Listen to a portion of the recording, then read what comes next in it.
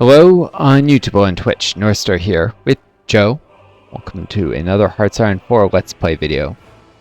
In this multiplayer series, we're about to get really going. I've been advising Joe to buy some rifles because we need to push hard, push fast.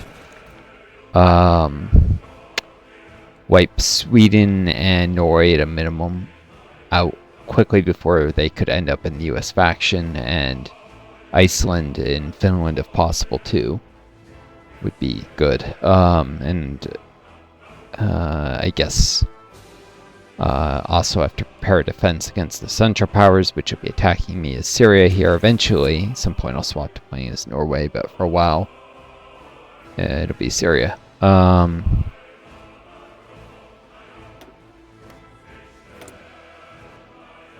And yeah, so Norway's building their submarine fleet. They're actually building naval bases in Denmark's peninsula. Jutland Peninsula. Anyways. When they rebel, by the way, Joe, you'll be able to grab,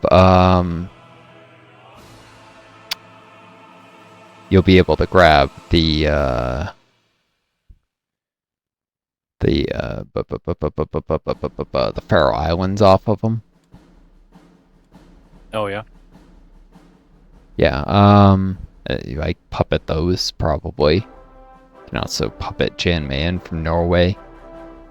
Like Kapos Norway probably. By that point, I'll be playing as Norway, and obviously annex the rest of the Norwegian cores, but those give you some islands in the Norwegian Sea zone.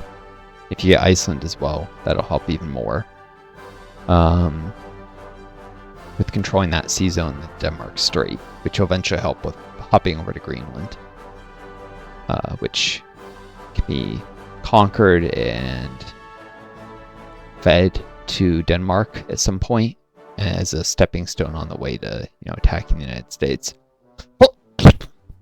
Yeah. Anyways, yeah, so let's see. For trade, for supply, unused. Wait, I have shouldn't it be requiring convoys for the one lease you're sending me? When you hit modify when leased, how many convoys does it say it's using? I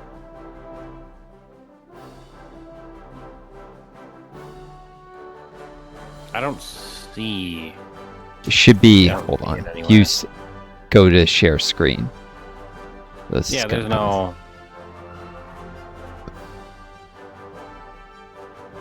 If yeah, It doesn't show it. no, it's should be in the upper left, huh? Weird. Why doesn't it require convoys? It We don't should. have land connection. I'm sending you 120 convoys with it. Maybe, I don't know. I don't think that has anything to do with it. I think it was like 8 convoys or something. You don't have any territory that connects, that's on the same landmass as me, do you? I forget. England has all these little pieces. You already gave up Gibraltar, or rather. I don't think so.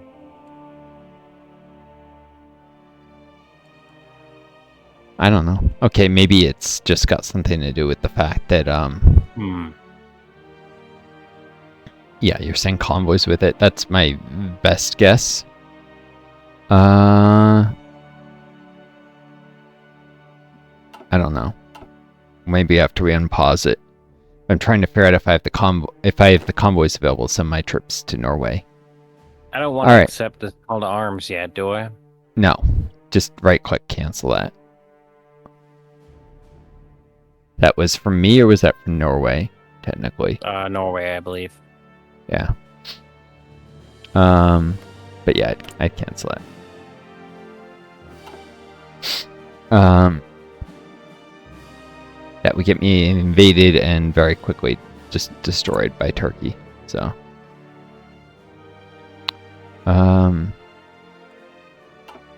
it's gonna be a while till I'm ready to fend them off. I do have an air base, so you will be able to contribute some air support. Although you need pretty long-range stuff to defend the Middle East region. The Levant, yeah, Damascus can cover somewhat, but it's going to require a lot of aircraft, I guess.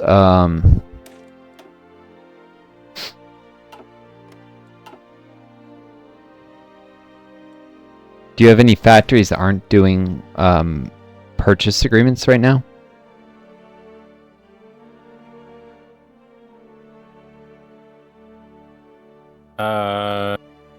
Yeah. I've got 21 working on construction. Oh, wait. Actually, I don't know how many I just spent. I might have just spent them all, because it hasn't ticked over yet. Alright, well, anyways, I did...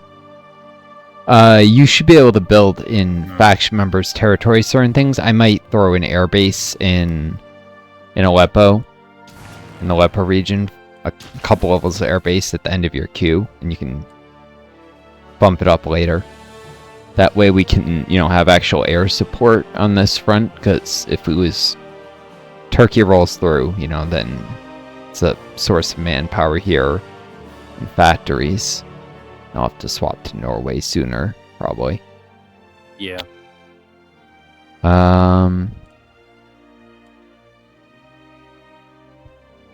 Looks like you have a fleet sitting in the port of Homs. Interesting. Alright. Anyways, on pause. You got your divisions going to NPR. I'm just going to call Communist Norway the NPR. You got troops there and... I got 23 landing in France and 15 landing in Norway. Yep. Yeah, and I would, after you finish your current focus, I would just save political power by not running, you know, if you don't run a focus, you get more political power at a higher rate. Yeah. Because basically focuses all cost political power. Like a 70 focus costs 70 political power, because if you'd run no focus, you would have had 70 more. It costs one a day. Mm-hmm. And they're progressive one a day, so they're essentially, as many days as it takes, it costs that much. Which is something people fail to realize. Sometimes it's better not to run a focus. The focus isn't worth its time and political power. Not to mention they delay other things. They cost both time and power. But anyways, after you run war propaganda, it may be worth starting to justify an Iceland. Because chances are we won't be able to take Iceland before they become American puppet. But the US might guarantee them. I forget, will they guarantee nations that are already at war? Oh, no, you can't guarantee nations already at war, because, like... oh, yeah, of course. Let's see, let's pick a random war that I'm in no way involved in. Oh, the Dutch. Can I guarantee the Belgians? Nope. Alright, well, never mind justifying an Iceland, but you may want to justify in something to soak some guarantees. I don't know, Nenetsia, maybe? Where is that? It's in northern Siberia, or maybe the Yamalian Republic, since Nenetsia has oil, actually. It'd be trivial once Trotsky's in the faction, to just invade there overland. Or I don't know. Something. There's got to be something could.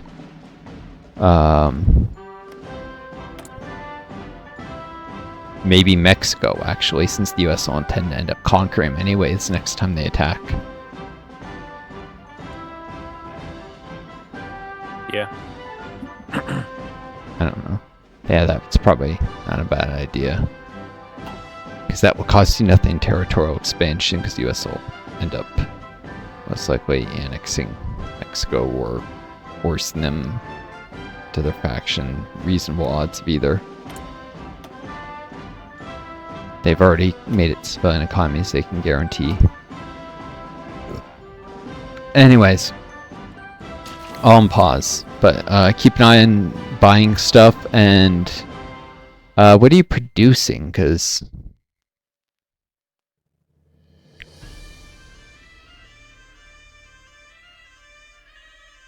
let's see, fighters and rifles, casks, artillery, support equipment. Got these at the bottom, but there's no factories for them. Spitfire fighter designs, right? Yeah.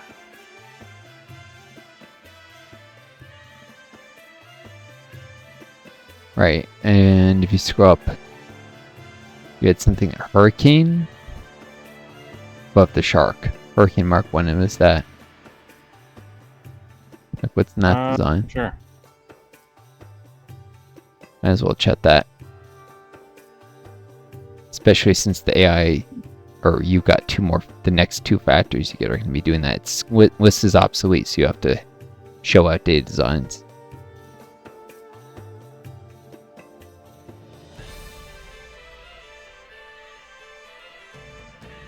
Okay, yeah, it's just a fighter, an outdated fighter. Alright, so I would definitely set, you see the grayed out factories, those are ones that'll be assigned next. I would definitely set it to 3 so it doesn't put any more factories in that. Yeah. Because you got the Spitfires queued. Anyways, 8 factories on rifles. I might put a couple more, like I might turn that to you know, I wouldn't actually create it. I wouldn't add to the existing line. That's stupid. What I would do is create a new rifle line. Right. Oh, wait. Oop. Cancel that. Notice something. I don't know. You probably noticed this. You can update your rifle design. You click variant.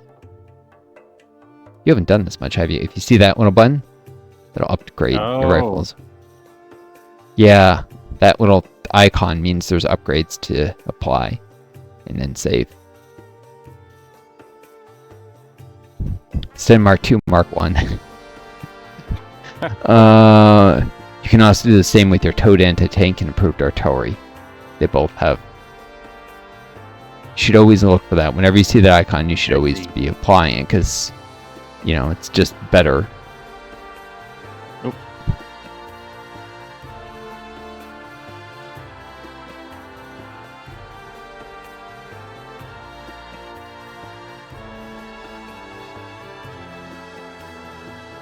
Yep.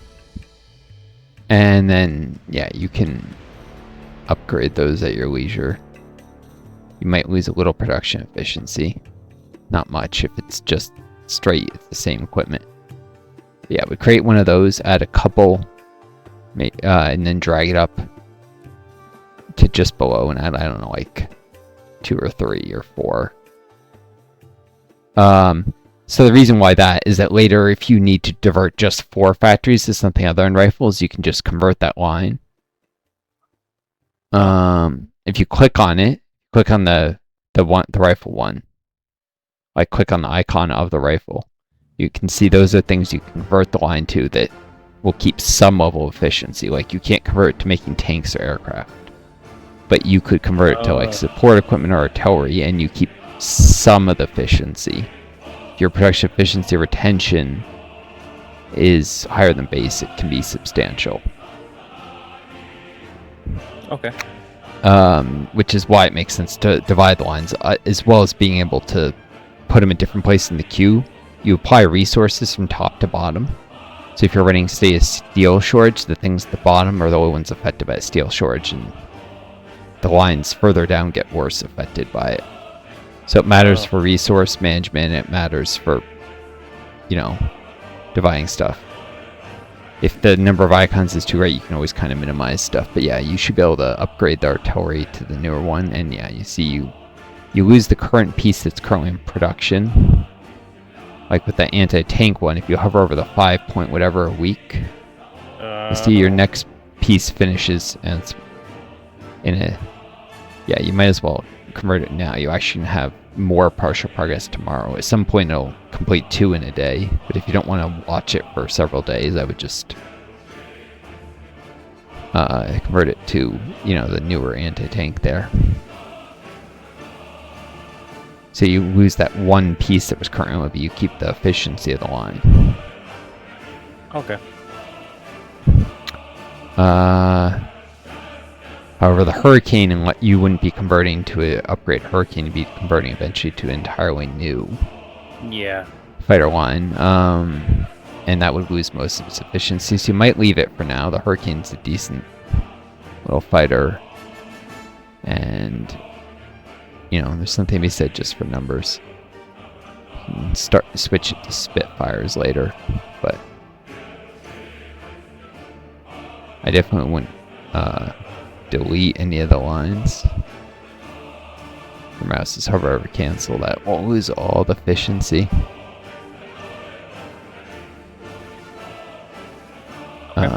Just pointless. If you want to make one aircraft to another, at the very least, you should just convert a line. Oh, with the ships, you can also upgrade some of those with MIO traits. See that little the arrows? Oh, yeah. So you can find the variants that they are like the 36 destroyer. There's a filter at the top to see just destroyers, for instance, if you want to find it quicker.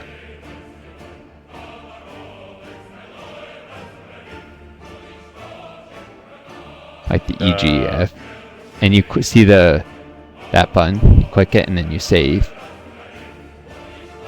Yep, and those types of sometimes. Oh no, that's when you. Okay, that's when you unlock the trait with a tech, and you automatically apply it. It'll just update existing things that are in production. But if you didn't do it when you unlocked a new trait, you're just gonna have to manually convert. I wouldn't do the one that's partially done because you lose all the progress, but all the rest you can swap over. Alright. Just by clicking on the new variant. So you'll just produce one of the older. This will prevent you from producing any more of the outdated variant. I would do the same thing with the cruiser design, so you don't produce any more of that, or any ships that have that upgrade arrow. I mean, in the queue. I wouldn't swap it over; you'd lose all the progress. But I'm saying I would upgrade the variants so that if you produce more of them.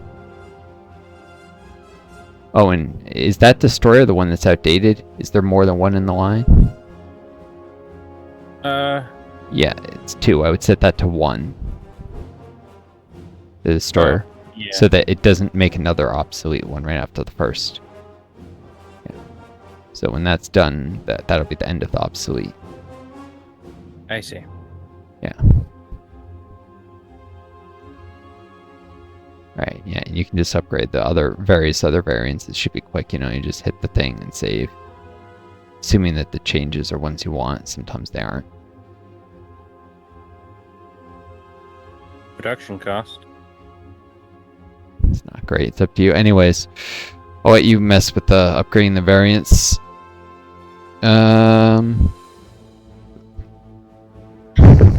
Doesn't look like you have any more manpower to deploy or anything, so I should probably get them paused.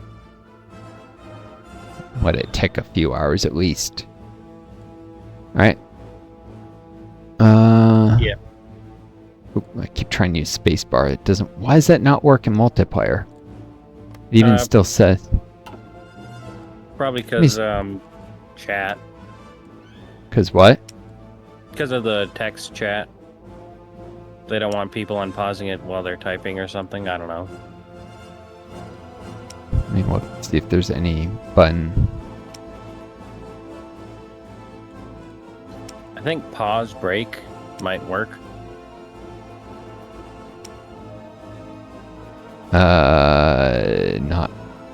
Not for me, since that's queued to like starting, stopping.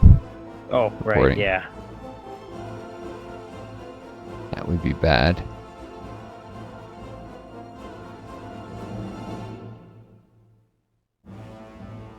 Alright, well, I'll just have to manually do it.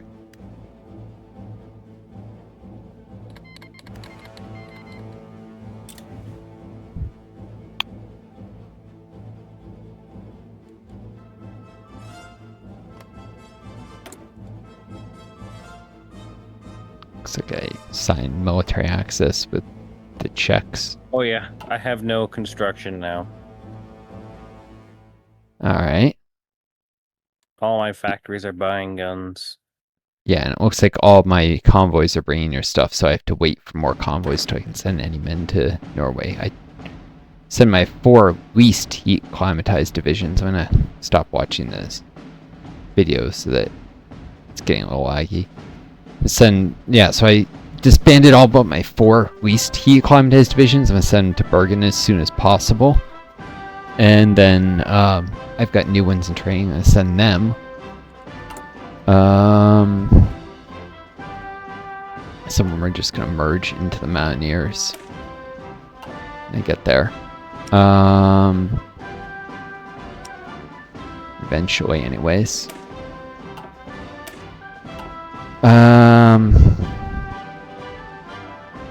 So I'll have 12 with partial Mountaineers, and then yeah, I need to train divisions to defend against the Turks later too. So it's gonna be a long time before you can be brought into the war directly, but that gives you time to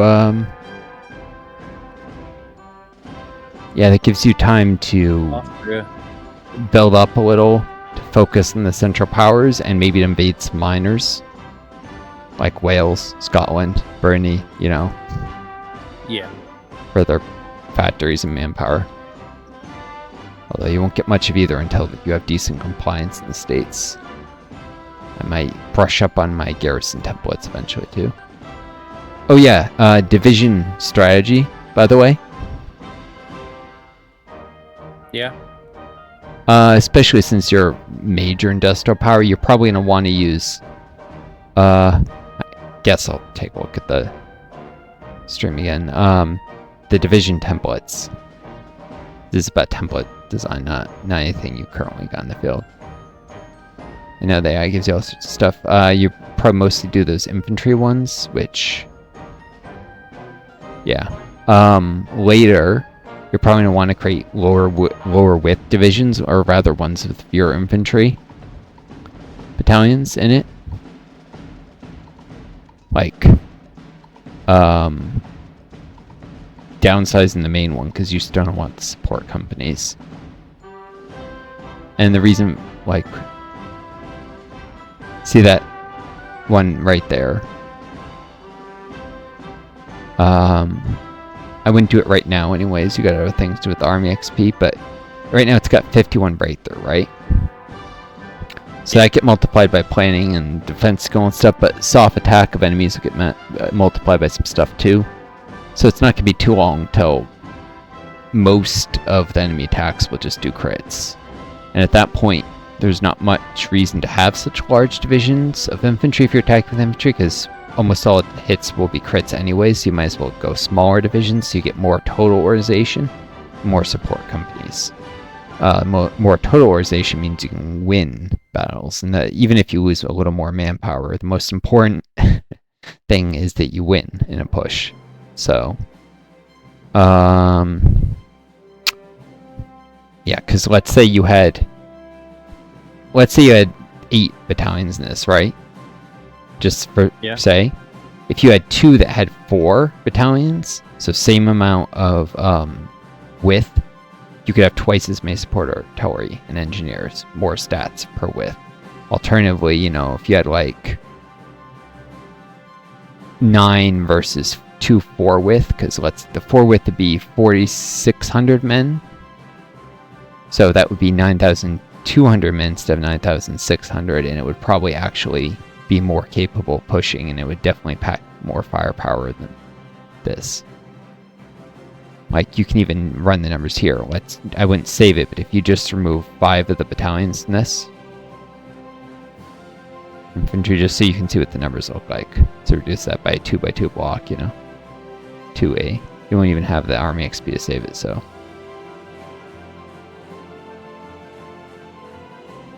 Like, the soft attack goes to 66.8, right? Now if you reset it, just to show you how it changed. This will change it back. So, yeah, it's almost exactly, okay, it's a slightly less soft attack. But since you have the organization of 2, you have motorization. Like, that would probably be able to... It might not quite do better, that big a reduction. That was a 2-to-1 reduction. You probably wouldn't want to go that far. But if you had, like, 6, you know, and then you're making comparisons of, like, you know, I don't know, 12 versus 9, or you get the idea. I would have to crunch the numbers, but smaller is better, and as the tech advances and it becomes harder to get enough breakthrough with just infantry, smaller divisions become more and more worthwhile. Plus, you'll add more support companies. Like, to maximize the, you know, soft attack, like eventually you can add a support rocket artillery and, you know, rangers or cavalry recon or light armored recon or something. Those will both give some soft attack, and of course anti-air, which will give some hard attack as well as anti-air capabilities, and boom. So it changes as tech goes on. Early game, this is a decent template, but or rather, well, early tech, because it's got nothing to do with the game year, but as the tech advances, these use infantry equipment too, I believe. Is that right? Yeah, under equipment. Yeah. Yeah, that's the stats. So when you get infantry 3, soft attack goes up substantially, and breakthrough doesn't go up nearly enough to keep up. And, you know, that's when smaller divisions start to shine. People who do really early wars will sometimes use really wide divisions, because at lower tech, wider divisions are better. With infantry anyways. It's completely different with, you know, like tanks. It depends where the threshold for breakthrough, excess breakthrough is wasted. And sometimes you want to suffer crits just for the more org and more flexibility so you can actually win. Even if you'll suffer more casualties, the best attack is the one that wins. So. Yeah. Anyways, I'll unpause it, and you get your divisions by C. When you finish that focus, you'll have more consumer. You'll have reduction in your consumer goods factories, so you have more factories for buying weapons or building stuff, and you'll have a higher recruitable population. So looks like I just finished a convoy. August 5th, yeah, and then I can, each of my divisions takes 2 convoys to transport, so I can send over a division to Norway as soon as I finish my next one. I'll have to keep that in mind, August 5th. I think that'll be even before the Lend-Lease finishes that you're sending me. Maybe not. No, actually, it'll be about the same time.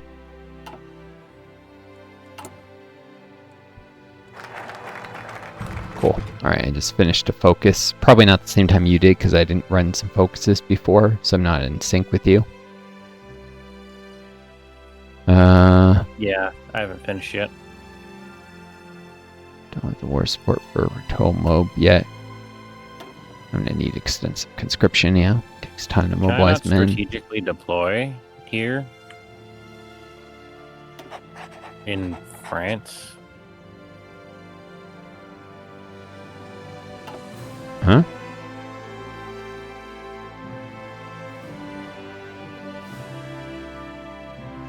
You mean, can you not? Oh, you mean the guys going to the front?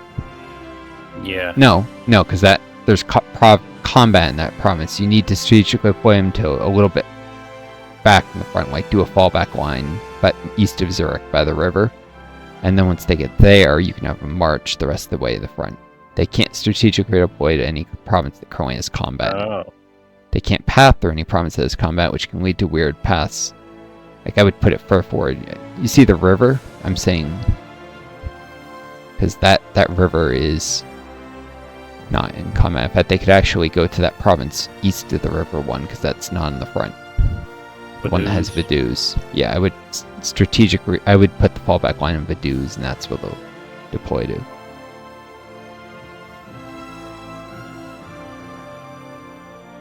Vaduz is also, is that flatter or something? Either froze up or... No, it just looks... Yeah, it looks like Discord froze. Too much stuff on the bandwidth. I canceled watching the stream.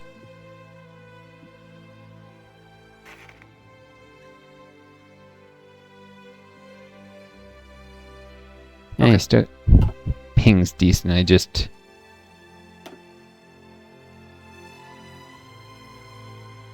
Yeah, just too much on the... But anyways, I would send the guys to Vaduz, and then they can march into that province with the mountains and advance along the rail line. You could also send them to, like, Chur, which is also adjacent if you wanted to reinforce the other battle. But yeah, Chur and Vaduz are the two places where troops can go to, and then they only have to march one province and not across the river, because crossing the river will slow their marching down. So. Oh, okay. But it'll be quicker to march east from Vaduz. There's snow in the other province, so they would be slower marching into the place that's on the southern of the two battlefronts. Oh, I'm very short on aluminum. How much is very short? 15. Oh yeah, you might need to buy some soon. In the meantime, though, I would... Remember I told you that resources apply from top to bottom? Yeah.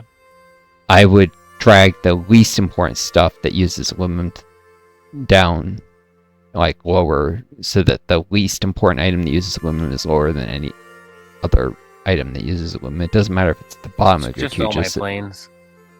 Yeah, well, I mean, I would order them, like, which ones do you want? Keep in mind that more efficient production lines will produce more planes per aluminum, so I might keep the most efficient lines higher up. Although, there's, you know, some wiggle room for, like, do you really need cast? Then you probably want cast higher up, even if it's got less efficient lines. And the lines become more efficient quicker if they have more resources. All I've got being made is scout planes, carrier naval bombers, and carrier airframes. And the basic small airframe. The Hurricane. The outdated one. So you got carrier fighters. Carrier frames are just carrier fighters. So you got carrier fighters, carrier nav. Close air support too. Yeah. You might have eventually... How much do you have doing the carrier stuff? Because you don't need many. Like, just one of each? Just one factory on each. Yeah. So you just stockpile them for a while, and then eventually cancel the lines. When you've got enough stockpile to last you a good long while. Like, replace losses. Because you don't need that many carrier aircraft at all. Yep. Of course, they can be used on land, but they have a shorter range when used that way, and their wing size goes up, so then they can't actually be applied to carriers anymore. So, alright. Decisions.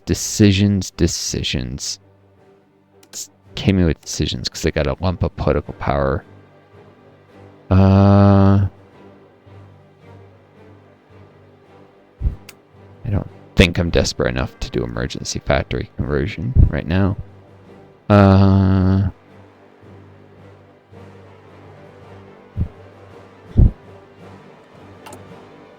My previous focus on stability, maybe not worthwhile. Excessive focus anyways. And import some propaganda films. Fires were started. Sublime viewing experience with strong patriotic sentiment. Interesting.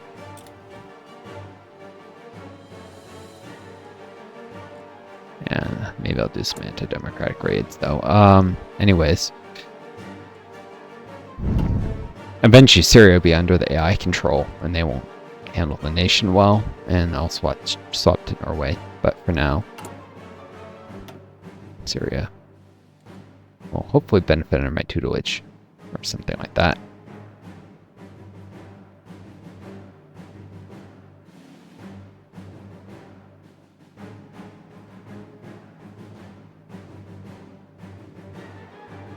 Kind of stupid with the medal orders. I didn't realize unyielding defenders counterattack can't roll until you have higher skill than enemy generals. It's the condition for counterattack. So give unyielding defender to the general that. Anyways, yeah,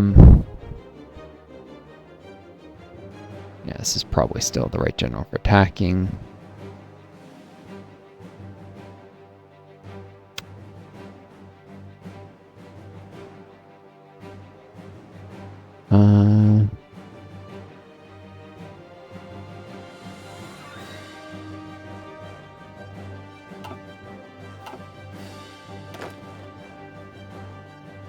Alright, I mean, I'm gonna switch up my command staff soon.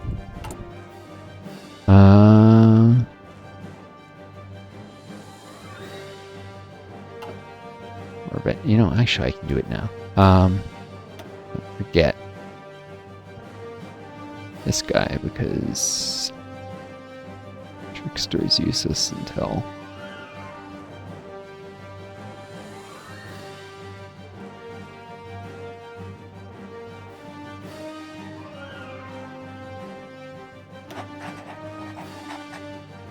you have enough skill to actually roll stuff. It's good.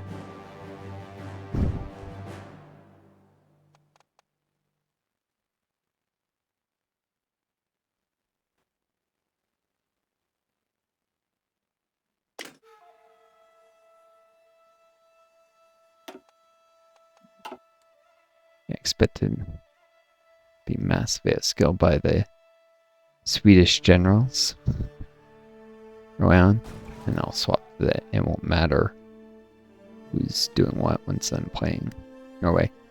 All right. To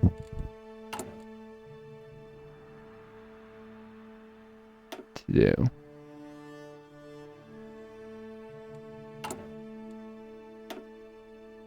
What's the difference between a join wars request and a call to arms request? Call to arms asks them to come into your wars. Join wars asks if you can come into theirs. Oh, wait, so is Norway trying to join one of my wars? Yeah, against the Central Powers. Definitely tell them no, because that will have the effect of any nations Norway is at war with deciding to join the Central Powers that weren't in it, i.e. Norway and Sweden, and then that will lead Norway and Sweden to calling Turkey into the war against me. So you don't want to do any calls or joins. Either one will lead to me getting stomped by Turkey. So I would just ignore all of those call join requests for a very long time. Yeah.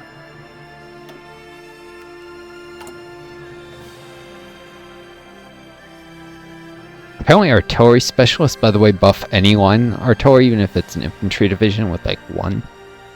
So they're actually useful always, although it's scaled by the number of line artillery versus other units.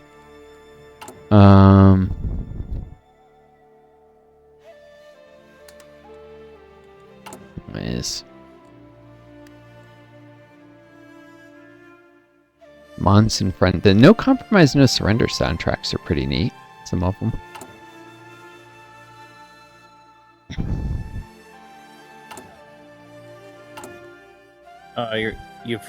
You can listen to them? Yeah. Yeah. You, even if you're on an older version of the game like this, you still get the soundtracks, the newer. Oh.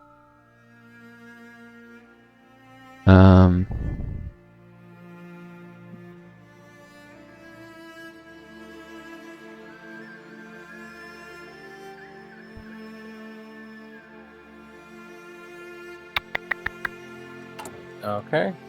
They're at the fallback line. Now I can make a front line. Yep, and then I might leave them at the fallback to reorganize for a little. Because if you have march Okay. right in, they'll probably arrive not fully orged yet. That's true. They're still pretty low. Oh, and you sent all 23 there? Well, what you can do to...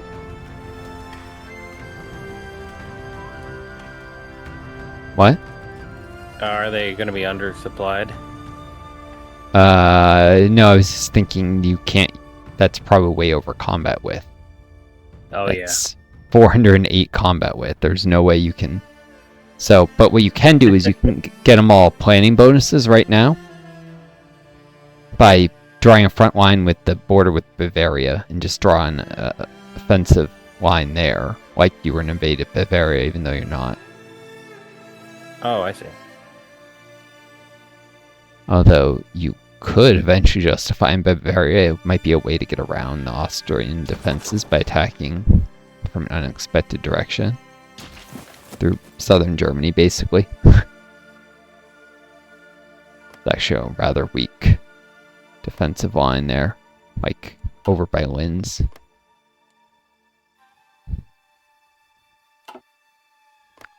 They're currently even getting pushed by the Czechs there. Although that won't last long, because the Czechs are being in a two-front war with the Duchy of Silesia.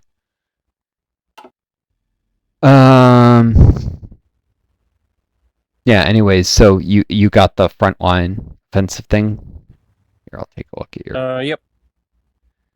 Oh no, that's just a front line. Offensive line is the arrows. Right, I need an offensive line too. You didn't have to make it go any further than one there. Now they'll start getting plain bonuses.